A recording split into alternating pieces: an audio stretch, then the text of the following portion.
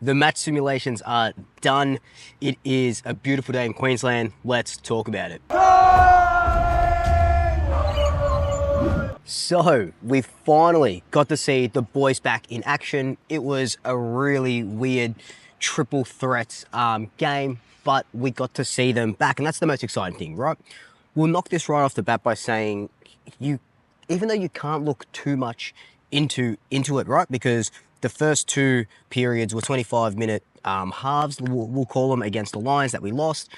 And the last periods, 5 and 6, were two 25-minute halves against the Gold Coast that we lost, right? So win-losses aren't the biggest issue here. Key takeaways in general were that we played two half squads. The second half against Gold Coast, there was about 6 or 7 VFL players, and they held their own for the most part. But it's hard to sort of take away big things out of these games when you haven't got a full squad. You know, there wasn't like a side A like I thought there was going to be, and then, you know, the reserves and stuff in the second game. But what you can take away out of it, besides the boys being back, there were some really good signs and some things that we have to tighten up on. Like, yeah, okay, the game didn't mean much, but you can still tidy up on a few things, right? Some of the big key takeaways from across both games, I'm not going to sort of break them down too much, but across both games was Reece McInnes in the back line. I've said this for fucking 3-4 months. He's surpassed Charlie Dean. He's surpassed Billy Frampton. It's Reef's position to lose. Sometimes he was a bit out of position, but again, he's still learning that spot. But he's a good foil for Jeremy Howe and for Darcy Moore. So I really liked him there. He did a few nice things. And you look at Charlie Dean and Billy Frampton in that second game against the Gold Coast Suns, and I love them, but they just weren't up to it, unfortunately. And that could be rust, could be cobwebs, whatever it may be. But, you know, we're going to what I've been saying since November.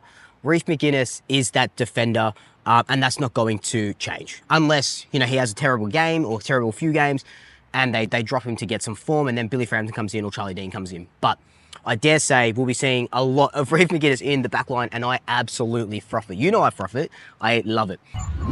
Another guy that surprised me in the first game against the Lions was Jacob Ryan. Now, Jacob Ryan's one of those guys where his position across that half-back sort of back pocket is dime a dozen at the moment, right? We have a lot of guys competing for that spot, but I thought he really held his own. A little bit shaky here and there. Will he get senior opportunity? I don't really know, but all you can do is put your best foot forward, right? And he did that. Same with Ed Allen, put his best foot forward. Some turnovers, but that's sort of fine. One guy that super impressed me in that first session was Harry Perryman. Finished with 7 tackles, played midfield. Like I've been telling you, he's not a backman. He's not going to play in the back line. Harry Perryman pretty much was there for every centre bounce attendance when he was on the ground, mainly because Scott Pendlebury and Jordan Goey weren't in the middle as well. So finishing with 7 tackles, this guy is the Tom Mitchell of what we need. And we're not going to see Titch for a long time, maybe rounds 5 or 6. So Harry Perryman is going to be that guy, and I can't wait to see him, how he links up with the DeGoey, how he links up with the Pendlebury in the middle. Now, it'll be remiss of me not to mention Nick Dacos, 18 touches and a goal in the first 2 periods. His form is just like, you know, the planter and stuff that he sort of had. It just looks like he's unimpeded. He keeps playing this way, he's going to win a Brownlow. This should be his 3rd Brownlow in a row.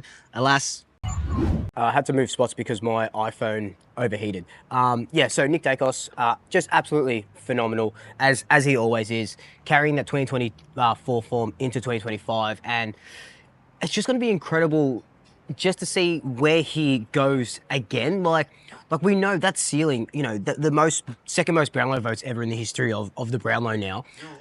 We know that's the apex of him. Can he go one better? No, I'm not meaning just in Brownlow terms. I'm meaning, how does he take his game to the next level? How does he shake the tags? Because we know the tags are coming. Does he venture into the half back line at all? You know, does that mean Houston can come up? Does that mean Josh Dacos can come up? So or Jack Crisp. So there's a bunch of things that I'm excited to see that we obviously didn't get to see yesterday, but we saw that Nick Dacos is not taking a step back this season. A couple of the other guys that impressed me, TJ in the back line. I thought he was really, really, really good. Like, again, kind of like Jacob Ryan, those positions are a dime a dozen at the moment. We'll need to have some really good VFL form to sort of come through. But I thought he did everything right as that sort of intercept defender. Yeah, look, and when I say that, everyone sort of was blowing off the cobwebs, or dusting off the cobwebs, right? So there was a lot of mess ups. You know, Darcy Moore messed up, Jeremy Howe messed up, Reef messed up. All the players sort of messed up here and there. But I did like what I saw. Someone that I met yesterday, Kira. I hope I remember that name correctly because it's been my memory's shot. She said that TJ was elegant. So shout out. So he did look elegant when he was sort of going about it in that backline. Now, like they're all the sort of good stuff, and you could go through every sort of player and say how sort of good they were. There was a bit of disconnection in that backline. Now, I know that that's not really going to matter, especially when we start next week when we play Richmond. We're going to have our full team. That's the team that we're probably going to take it together around, minus like Dan Houston, etc. So it's going to be more into it next week, but for the players that were playing, there was a little bit of disconnect in that backline, especially in that first game when it was Darcy Moore, Jeremy Howe, and Reef McGuinness, which are going to be your three main defenders. Just coming out of that backline was a little bit, how's it going? And again, that's cobwebs. And I don't really know what Brisbane Lions' lineup was like, but I dare say they looked rather strong. I know Hipwood wasn't playing, but they did look pretty strong. So I don't know if that was like one of their strongest lineups. I'm not too sure. But we did struggle a little bit with getting it out. What I did notice, though, was our handball game in both of those games was incredible. Like that sort of fast, chaotic ball that we know and love. It was there. It was back. It was I probably saw more of it in this game than I did for most of last year. Where last year we still had that, but it just wasn't the same. Whereas yesterday, whenever we could handball, whenever there was that 1-2, whenever there was someone streaming past, they were looking for that as opposed to kicking. I felt like in the second game, they tried to get their kicking game. So it was two sort of game plans, which is amazing. That's what you want to sort of see in these stupid little match simulations like that. So that was good to sort of see. But that run, that quick run out of the back line, going coast to coast, it gives you an indication. And that's like what I've been saying at training and what we've been seeing at training. That fast, chaotic ball is coming back. I do want to mention Charlie West kicked 2 goals against the Suns. Looked everything that we hope he can be. So it's going to be interesting. I don't know if he gets a game next week. Probably. You're going to see some of these young kids get a game. It's still a practice game against the Tigers next week, so you probably will see Charlie West again. But I reckon he's just going to absolutely dominate in the VFL. So what else can we sort of take from this game besides that? I'd rather have like a NAB Cup sort of thing. Give me something else to win, right? Give me some oomph. We can take out that. We sort of talked a little bit about it, but those VFL players, they looked really good. There was one 27. I don't think he's going to wear 27 going forward, but I think Joshua Barnes, I'm pretty sure his name was. I had a lot of people messaging me going, "Who's 27? He looks good. He looks AFL ready." Obviously, a VFL listed player, but he did look the goods. Now remember, there's a lot of talk like, oh, Curtis Taylor, who didn't really have a good game yesterday at all. Get Curtis Taylor in the mid-season drop. We don't have a mid-season pick, right? The only way to get that is a retiring player, a vacant list spot because of a retiring player or a long-term injury. You don't want to wish that upon anyone, right? So Josh Barnes, hopefully he goes well in the VFL and gets picked up by another club that does have a mid-season draft because he looked the absolute goods. I know I'm a little bit everywhere at the moment, but I do want to mention as well, Bo McCreary in that second game, the one that he played with Pendles and stuff, he played predominantly in the midfield. Now, I know I've been sort of teasing, like, I love to see him in the mid. I want to see how he goes. He had 8 tackles, kicked a goal. He used that pace all along that sort of wing.